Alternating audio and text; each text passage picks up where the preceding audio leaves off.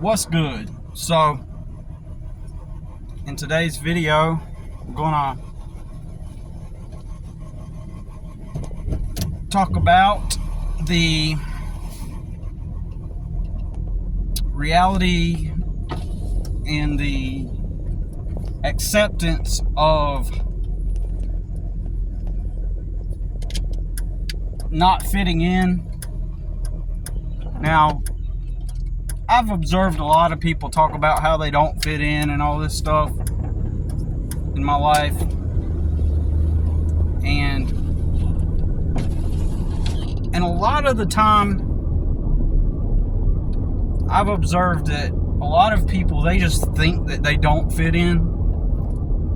Almost like they like the idea of being able to say that they don't fit in, because in a society, collectively, that is fundamentally based on it's fundamentally based on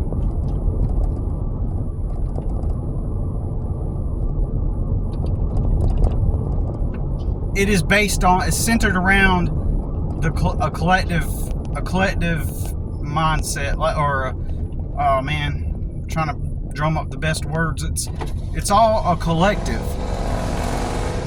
And while in some ways that's a good thing, in other ways it's also means that there's this expectation of conformity, and some of that's good. So for example, we all can collectively agree that, nobody likes litter. Nobody likes, even though a ton of people do it, for the most part, most of us don't like the idea that, that people can just randomly throw garbage all around on the streets. We all agree on that, so we might support laws that fine people that are caught doing it, right? So that level of conformity, in that way, it's a good thing, but it goes deeper. It goes deeper to where there are unspoken and spoken, covert and overt, expectations but most of it is subtle, where you actually basically you lose your true self. You lose your true identity, right? Just fundamentally, the way the system is set up is to remove you from being who you really are, right? Fundamentally. It's designed that way. It's designed that way on purpose. And so what happens is someone, a lot of the time, who has conformed, they have spent their whole life, and even currently, like, at some level, they don't like the fact that they have conformed. And so they need to effectively, like, in their, I want to say they pretend. It's like they act like that they don't fit in, right? But when you observe their life, what you see is everything, everything a person would do if they did conform and fit in. I've met tons of women that, it's more women, and I'm not saying that means that mostly women are, well, actually, I am going to say that most women want to fit in and conform more than men. I will say, I do actually agree with that. That's probably why I observe what I observe mostly in women, because women are more social. Women are more, community oriented, and men are more matter of fact and get things done oriented, and not as social. So most of the time you're going to see it in men, but you do 100% see it in You do see it in a lot of men too. It's just all a collective striving to fit in, you know. So I have met women that they literally followed the script. Some of them have even branded themselves as someone who is not a conformist. Like, I briefly was seeing this girl. It was like a hippie type of girl, and she did drugs, she smoked weed, she did everything that is conformist labeled as different.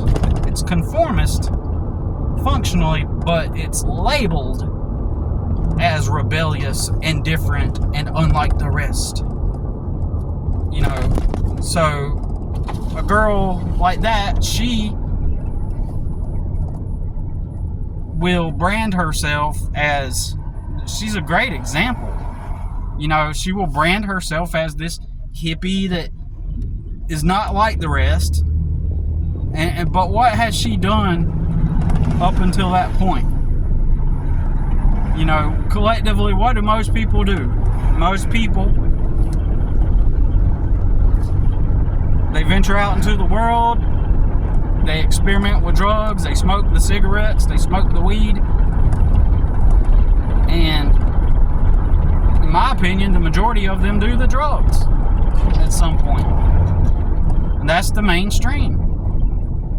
But then you got people like her, where she, you know, thinks that because she brands herself as like the hippie type to some extent, then that means that she's different and she's unlike the rest. She did the mushrooms, and mushrooms are rogue and against the grain, you know, because the mainstream, they don't do the mushrooms, they're not enlightened. But we are, because we did the mushrooms. And even if the majority have not done mushrooms,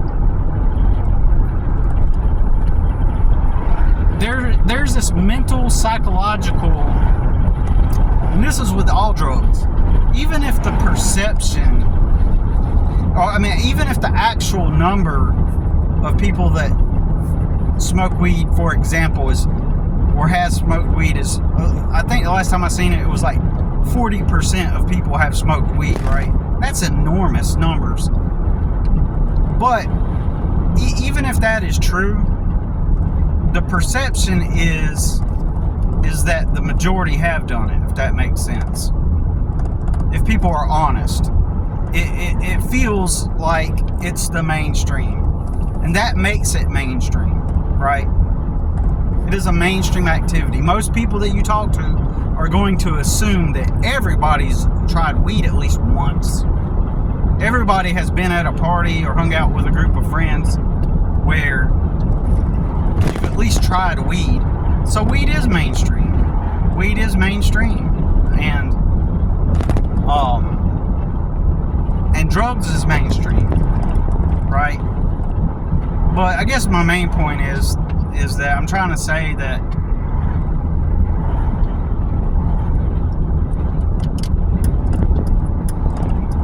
all the things that everybody points to, that for the most part that they claim are labeled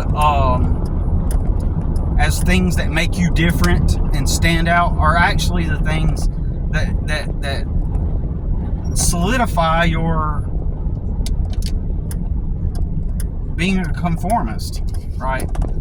So that girl, she's just because she dresses hippie and likes to collect hippie looking things and buy some sage and put it around her house, light up some sage and smoke it around her house to ward off spirits. Like, yeah, not everybody's lighting up sage to ward off spirits, but it's different, you know, compared to other people, you know. It's just another sector of of the whole. You know, a lot of people do that. There's a huge industry of metaphysical or Wiccan or, you know, what you call it? What's the word I'm looking for? Not metaphysical, but it's an industry, in other words. New Age. That's what I'm looking for. New Age is a whole industry. There are enough people that are part of New Age, even though it is not the majority. There are enough people in the New Age to make it normal enough to kind of where it does have its own seat in the mainstream, you know. My main point is a lot of people think that the drugs and smoking and stuff is not part of the mainstream, and because they did it, it makes them different.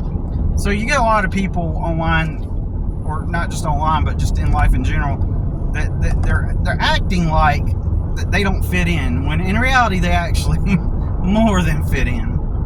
They fit in a lot, okay? So they really do. So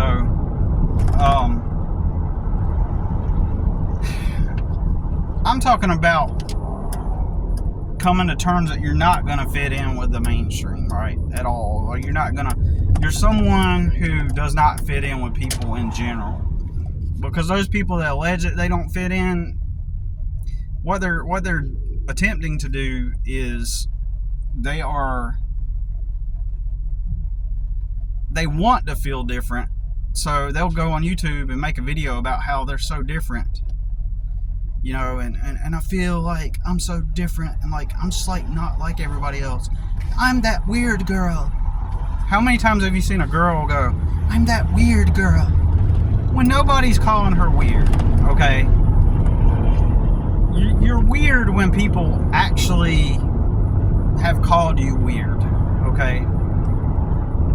When people have directly, you know, and often, like, you know, called you weird. So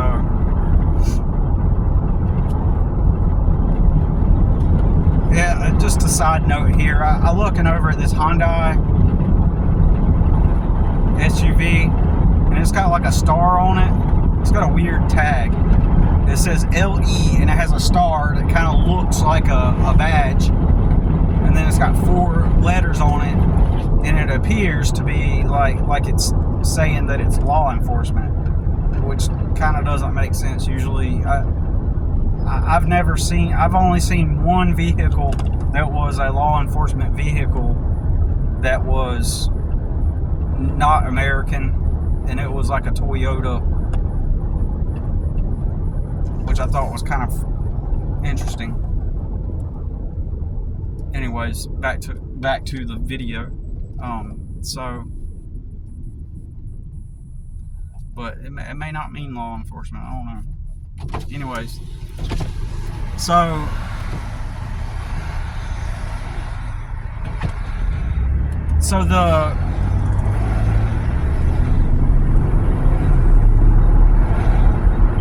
I've had to come to terms. I have come to terms with I never wanted to fit in, right? Because I seen all these mainstream things, and I thought, I don't want to fit in. I don't like what I see. I don't want to become a part of it. A lot of the times, I was heavily influenced by Protestant Christianity, right? And I wanted to live a life that aligns with much of those values, right? Back when I was Christian. So,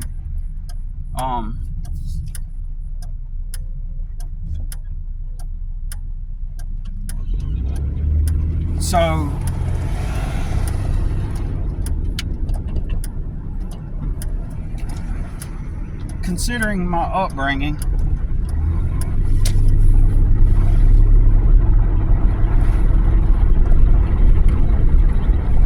considering my upbringing, I wanted something different, you know, than how I was growing up. When I was growing up, all I seen were people holding cigarettes. Everybody just fucking smoking, like everybody. And it started at such an early age, right? Like around 10 or 11, people were smoking. And when I was in second grade, my dad's lung collapsed and he went to the hospital and he had emphysema. And, you know, as a kid, you learn that your dad, his lungs collapsed while you're in school. You know, it kind of makes you see smoking as not something that you associate with anything positive. And just in general, there was a part of me that kind of felt, as I observed my fellow peers, there was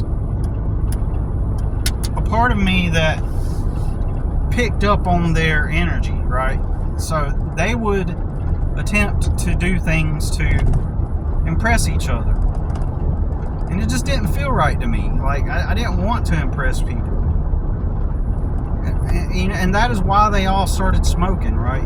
It was about impressing others. You know, and every domestic violence incident or fight I would witness, or anything negative, there was always cigarettes there. There was always someone smoking. And again,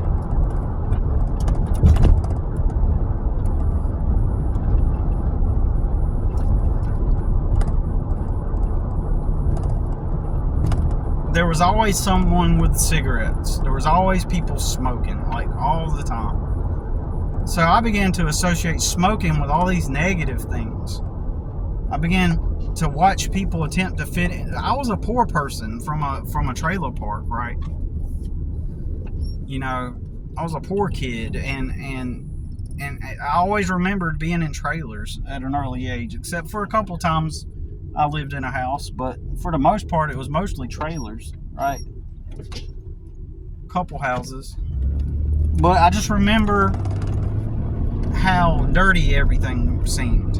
And I did not want a part of any of that.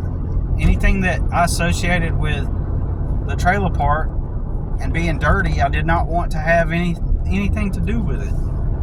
And all I associated cigarettes with dirty trailer parks. That's why it didn't make sense to me when I was, you know, noticing all the people wanting to smoke. But anyways, because I wasn't really taken care of that much as a kid, and I never had nice clothes, never always looked dirty, all this stuff. Man, when I was a kid, I'd go days without a bath. And I'd be outside playing in the dirt and getting dirty clothes and everything. And then I'd go to school the next day and be all dirty and stuff.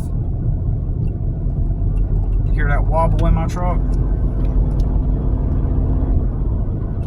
Anyways, so yeah, I'd be all like showing up to school dirty, go days without taking a bath. So this causes you to get messed with at school, you know. Them other kids, they recognize, they see that you're different and not in a positive way. They see you as lower than them, and like they want to fuck with you, and so that makes it to where you end up getting in fights and stuff, you know. And that set the stage early on. And so, well, what I mean to say is, those people would mess with you. So I experienced it at a very early age. I talked about it on my live, I think, where I was talking about how when I was probably a toddler, I remember it was somewhere in Alabama or Georgia, but I believe it was Alabama, that I was in a trailer. My dad went to somebody's house, and there was a group of kids outside bigger than me, because I was a toddler, you know, so they're bigger than me. And a group of those kids surrounded me and pinned me down, and one of them was a girl, and the girl smashed my fingers, kept pounding my fingers or something.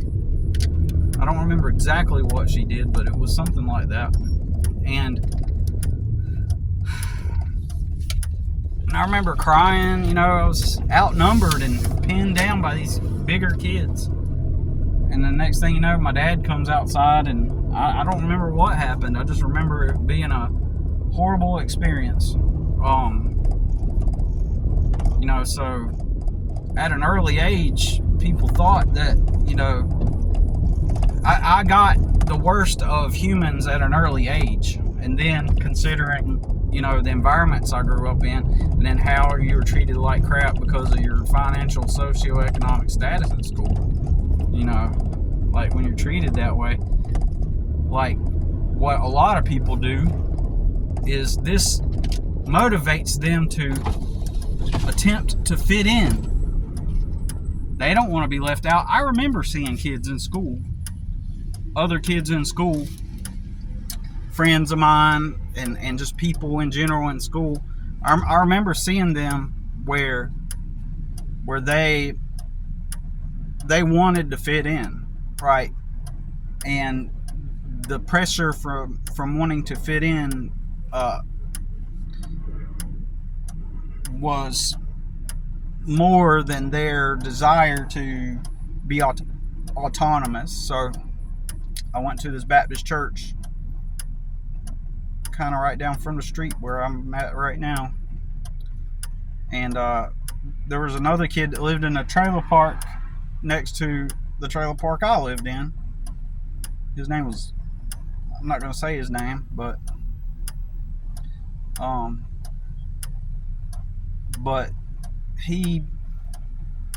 I used to be super Christian. I'd try to get anybody to come to church with me, right? So I got him to come to church. And then, so he started hanging out with me and my buddies. And my other two buddies, they were kind of like me. They didn't smoke or do drugs either, you know. And so he comes to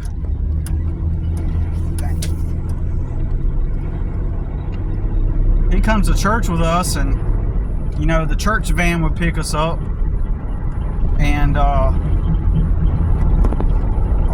so he started coming to church with us for a little bit, and then you could tell he wanted to fit in though. So when he would go to school, you know, he decided to start smoking. It's always smoking, right? It's always cigarettes, right? Always people wanting to fit in, and you could tell he wanted to be cool. So then he got his ears pierced. He got at least one ear pierced. And that stupid preacher, man, like that same Sunday, the preacher started preaching against men getting their ears pierced. That same Sunday that he showed up with his ears pierced, everybody made a big deal out of it, right? And it was more because he wanted to fit in. I don't think he was trying to be self-expressive, or people are going to argue against me on that, but I don't think he was doing it to self-express more than he wanted to do it because it would make him look cool. He started doing the smoking, and he wanted to dress a certain way just to impress everybody else. It wasn't because he was being autonomous. He was following the crowd. But that stupid preacher preaches from the pulpit that very Sunday when everybody's talking about how he's got his ear pierced and stuff. And he gets up on the pulpit and be like, yeah, God says that we should not put piercings or markings on our body, but because it is an abomination and living in sin and so stupid.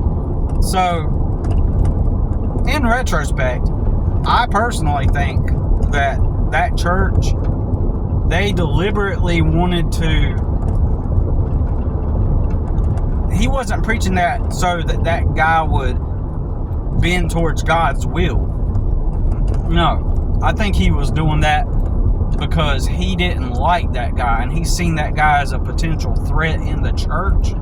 So he wanted to embarrass him so that he would not come back to church. That's my opinion. I may be wrong. Because what they wanted to do is to preserve their community, where everybody lives all wholesome. They've given their life to Jesus, and now they're wholesome and they're living the good life, living for the Lord, showing up on Sunday, and they're righteous, and they pray and they do it all the right way, and they got a certain community they want to protect. So I think, and that preacher also, when he was younger, he used to drink and smoke, because he told me one time that back when he was young, he used to drink beer and smoke cigarettes and be wild. Of course. That's just the script. That's the way everybody does, right? Then you turn your life to Jesus. Same thing on repeat, over and over again. Get drunk, smoke, party, then turn your life to Jesus. That's copy and paste. Same story.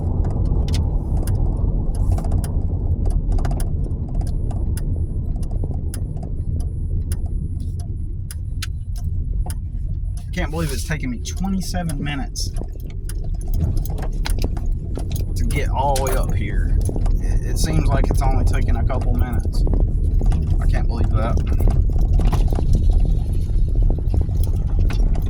But anyways, so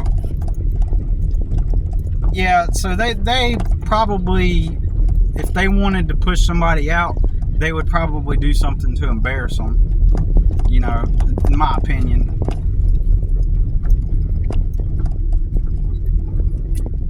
I'm here at the stables, so bear with me for a minute.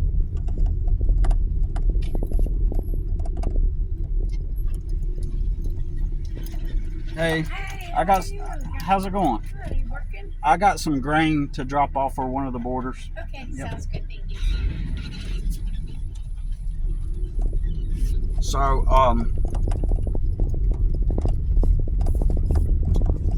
but yeah, that, and that's one way I'm never going to fit in. I'm never going to be, since I didn't smoke and do the drugs, they literally think that that's so weird. Everybody thinks that that's weird. I'm never going to walk into a church and fit in. That's another thing, the church. I'm never going to fit into churches with those communities. So what we got to do is, people like me, we've got to find our own people that have, people bond and connect over mutual esteems, right? That's called friendship. When you have mutual esteems, it's called friendship. A bond based on mutual esteems, okay? Or a relationship based on mutual esteems. That's friendship. So,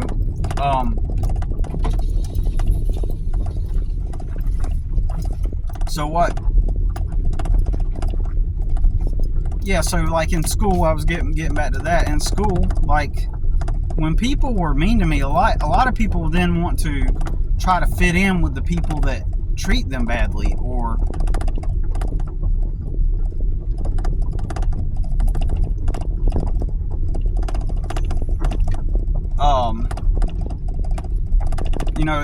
it prompts them to want to adjust who they are, their behavior, and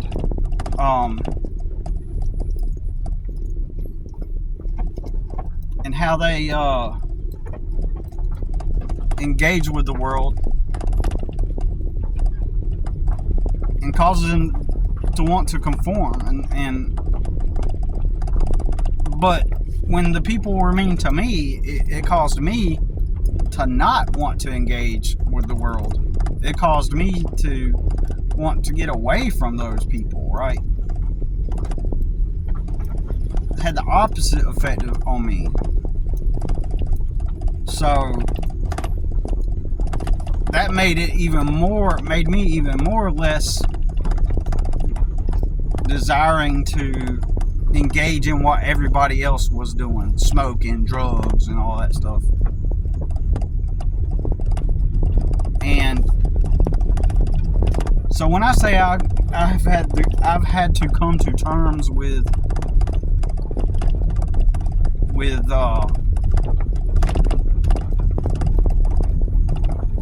knowing that I'm never gonna fit in, like my socioeconomic level makes it to where I won't fit in with most people. My whole life experience as a whole, people are generally programmed to believe that, in this life, if you have it hard, you just work a bunch of jobs and then get yourself ahead. And they don't want to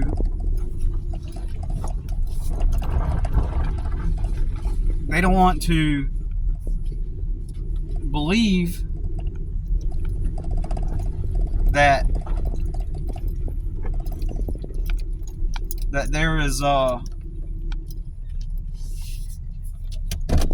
there are people where that didn't work for them, like working hard didn't work. And I've objectively worked hard most all my life, right? All of my life I've worked hard, but it never paid off, and people are in conflict with that they can't imagine a reality where like if you're struggling, you just work really hard and then save your money. They can't perceive a reality where that never worked, because it's almost like a universal law of physics, like a truth, like if you just work really hard and you're conscious and aware of your spending habits and you don't do stupid things, then you will succeed. It's inevitable. So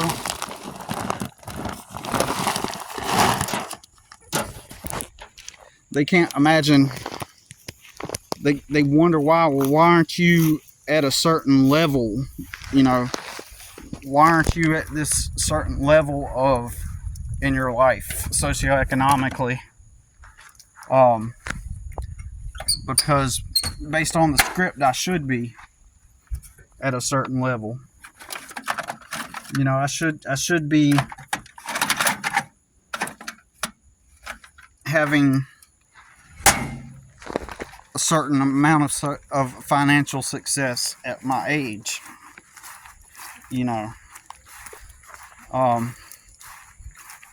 And ultimately it all boils down to the fact that I never fit in.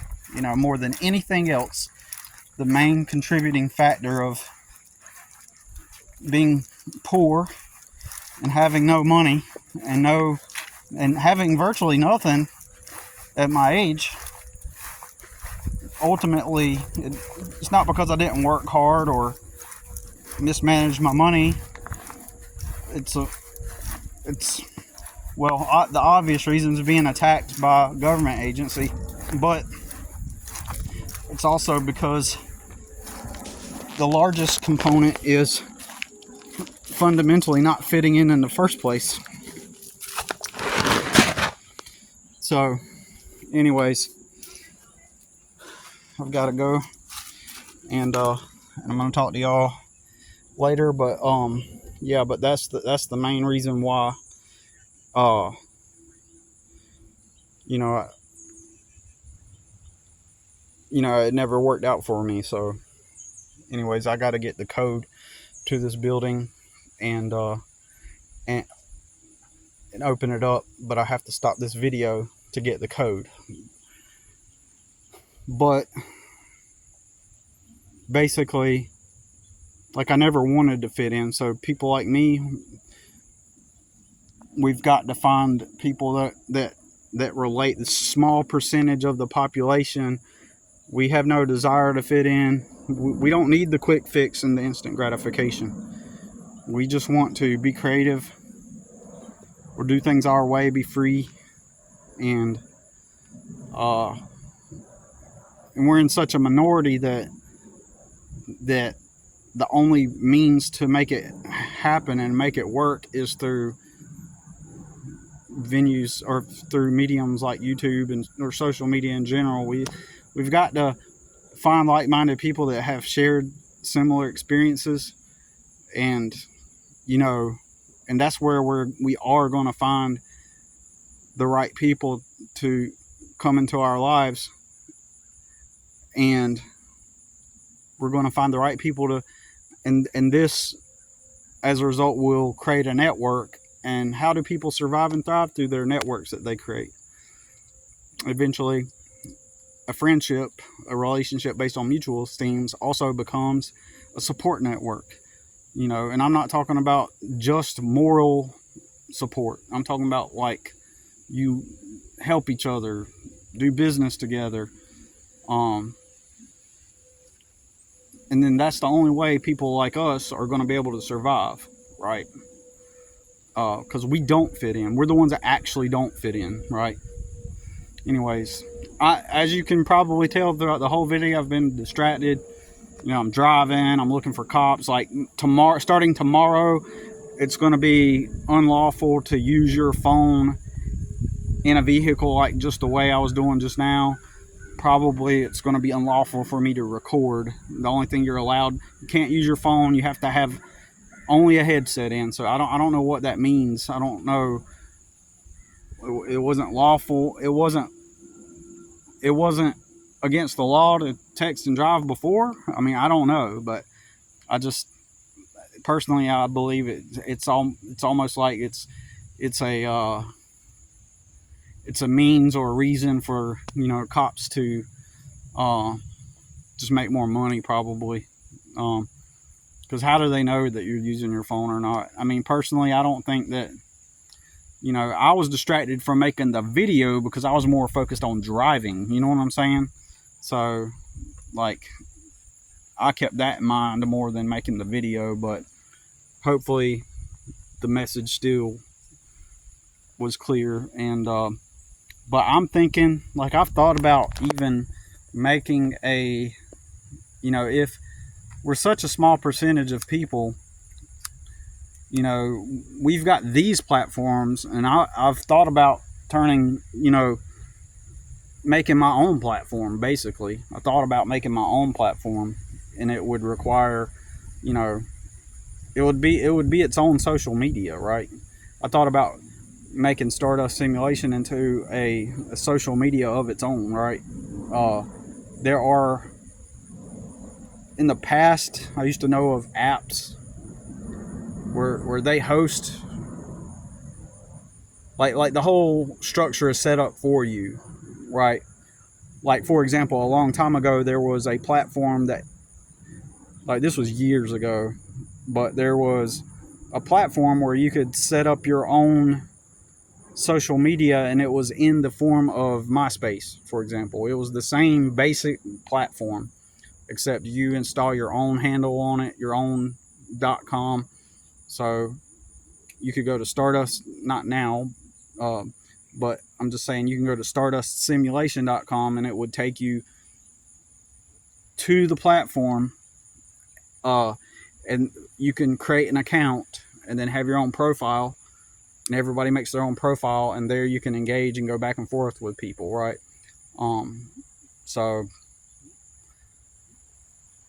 I I don't have the money to start my own social media, but for right now, we can just continue using YouTube. It's not really necessary to make my own social media, but it's a cool idea. I did think about doing it. I got some other .coms relevant to Stardust Simulation, right? And I was thinking about dividing those up into, social media platforms for certain aims at some point, right? Centered around community, because at any point you could get your profile deleted, like off of this platform. But if you own your own platform, then they can't say nothing, right? So anyways, but hey, if you feel like the same way, if you've been through the same thing or similar, I'd love to hear what you went through. I'd love to hear about what you went through, and if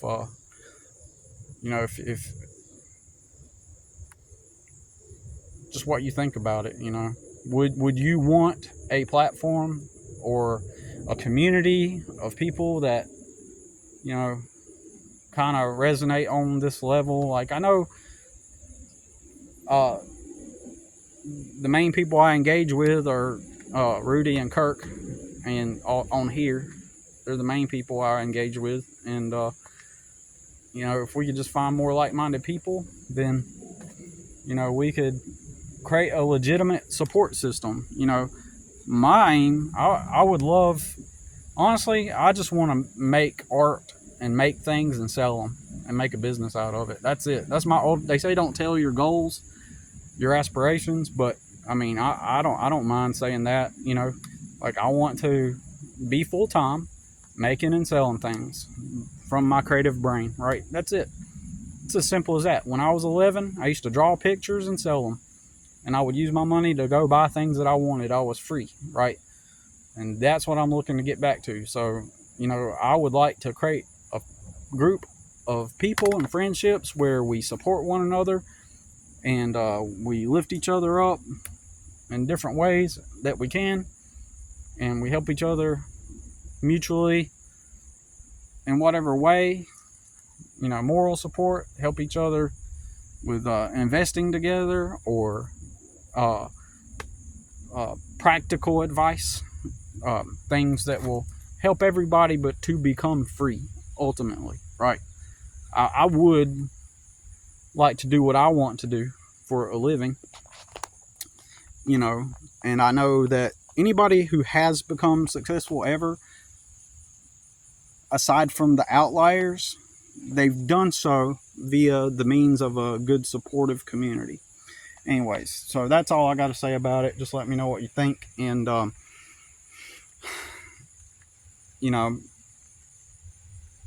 that's it. Yeah, so we've got some new subscribers lately, and welcome, and good to see you here. And if you got anything you want to talk about, just hit me up in the comments. And yeah, that's it for now.